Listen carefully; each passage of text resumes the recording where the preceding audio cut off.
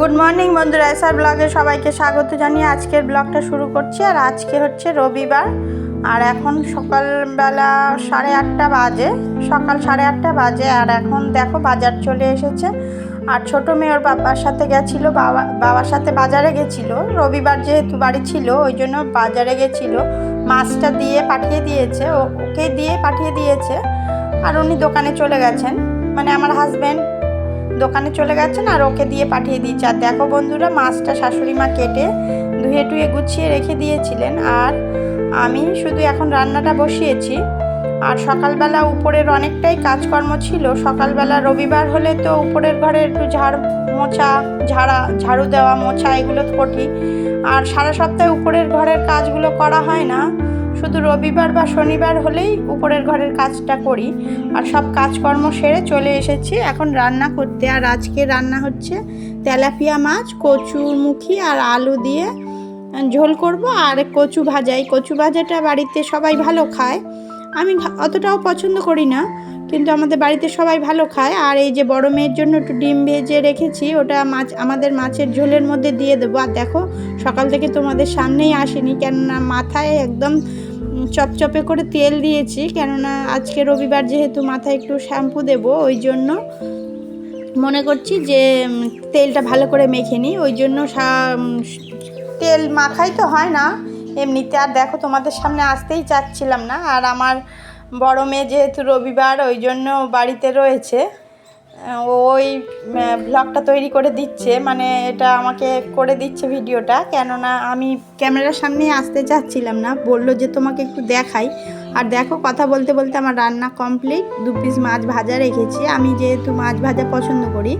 আর ঝোল টোল হয়ে গেছে। আর এই যে দেখো এখন দুপুরের খাবার নিয়ে উপরে চলে এসেছি। আর এখন বাজে 3টে, হাজব্যান্ডকে ভাতটা দিয়ে এসেছি, দিয়ে আসার পরে এই যে আমি এসেছি। আর ছোটো মেয়েও আমার সাথে এসেছে, এখন ভাতটা খেয়ে নেব।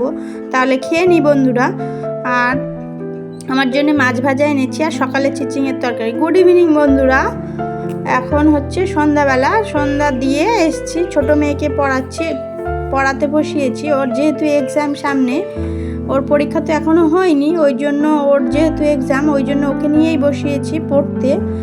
আর শনি রবি তো মানে টিউশনির যে পড়াটা থাকে, প্রাইভেট পড়ার যেটা, ওটা তো থাকে না, ছুটি থাকে, ওই জন্য আমি বাড়িতে বসিয়েছি পড়তে। আর এখন হাতের কাজগুলো দিচ্ছি, যেই সব কাজগুলো আমি দিচ্ছি বই দেখে দেখে কোশ্চেন লিখে দিচ্ছি, ও অ্যান্সার করবে শুধু, তাহলে ওর সময়টাও কম লাগবে, ও অনেক কম সময়ে অনেক অ্যান্সার দিতে পারবে। ওই জন্য আমি বই দেখে দেখে কোশ্চেনগুলো লিখে দিচ্ছি। লিখে দেওয়ার পরে ও বসেছে ওই দিকে পড়তে, ও অন্য সাবজেক্ট লিখছে, আমি আবার ইংলিশটা দিয়ে দিচ্ছি, দিয়ে ওকে পড়তে বসিয়েছি। সন্ধে টন্ধে দিয়ে এসেছি। আর এখন সন্ধে দেওয়ার পরে পড়তে বসিয়েছি। আর অনেকটা সময় পড়ালাম, সে এখন 6টা 6:30 থেকে পড়তে বসিয়েছি, প্রায় 8টা 8:30 পর্যন্ত তো পড়িয়েছি। আর এই যে দেখো এখন বলছে যে খিদে পাচ্ছে। আর ওকে যেহেতু দেখিয়েছি ওই জন্য ও রাগ করে এই যে শুয়ে পড়েছে, লিখছিল। আর এখন একটু মুড়ি খাবো,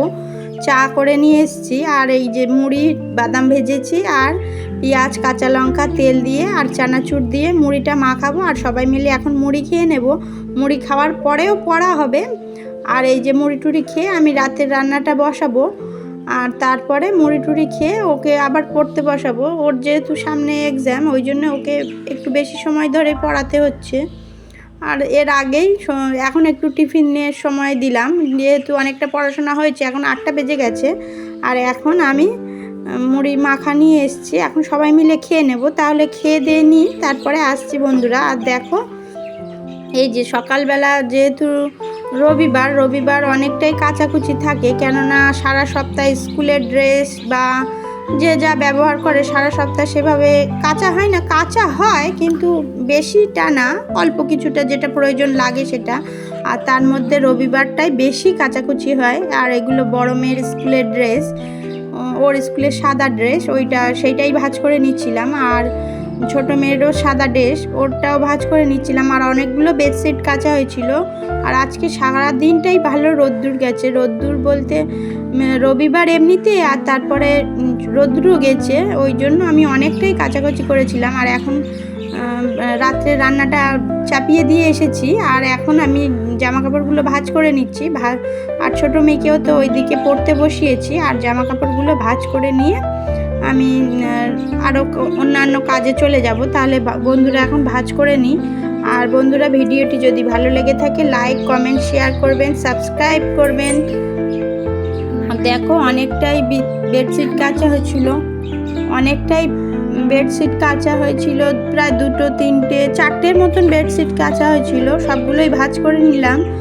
আর আমার শাড়ি, ছোটো মেয়ের জামা, ওগুলো অনেকটাই হয়েছিল, সবগুলো কেচে নিলাম। নিয়ে কেচেছিলাম সকালবেলা, রোদ্রে শুকিয়ে আমি এখন নামিয়ে রেখেছিলাম। এখন ভাঁজ করে নিচ্ছি, নাহলে এই করতে করতে শেষে ভাঁজ করাই হয় না, অনেকটাই জামা কাপড় জমে যায়। সব কটা প্রায় এখনই ভাঁজ করে নিলাম। আর রাত্রে রান্নাটা বসিয়ে দিয়েছি। রাত্রে ভাত করব, রুটি করব না, ভাত করব। আর দেখি কোনো তরকারি করতে হয় নাকি। তাহলে বন্ধুরা, টাটা, ভালো থাকবে সবাই, শুভরাত্রি।